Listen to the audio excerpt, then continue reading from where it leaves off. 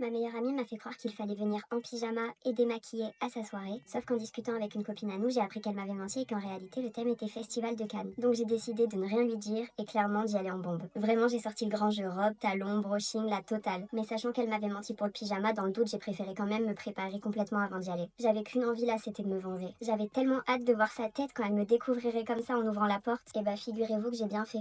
Elle m'avait bien menti. Il n'y avait ni coiffeur, ni maquilleur. Personne n'était en pyjama. J'avais osé espérer m'être trompée, mais pas du tout. Tout ce qu'elle m'avait dit était faux. Elle a ouvert la porte et elle m'a dit: «Ah, bah t'es déjà prête?» Je lui ai dit: «Eh oui. Je suis pas si bête que ce que j'en ai l'air.» Et elle m'a dit: «Allez, ça va, détends-toi, c'était une petite blague.» Ok, super la blague. Puis quelques heures sont passées et depuis ces deux phrases échangées à mon arrivée, on ne s'était plus adressé la parole de la soirée. À un moment donné, j'étais en train de me rapprocher de mon crush, on était assis tous les deux sur un fauteuil. On rigolait beaucoup, on était de plus en plus tactiles, on était clairement en train de flirter. De là, j'ai vu ma meilleure amie foncer sur moi, un verre à la main. Elle m'a dit: «Mais pour qui tu te prends, toi?» Et elle m'a jeté son verre dessus. C'était une catastrophe. Ma robe était trempée et tachée, mes cheveux collés, mon maquillage coulé. Je suis partie en courant dans la salle de bain pour me rincer. Mon crush s'est directement levé pour me suivre. Et j'ai entendu ma meilleure amie lui dire: «T'inquiète, elle a pas besoin de toi, assis-toi qu'on fasse un peu connaissance tous les deux.» Il lui a dit: «Non, c'est bon, ça ira.»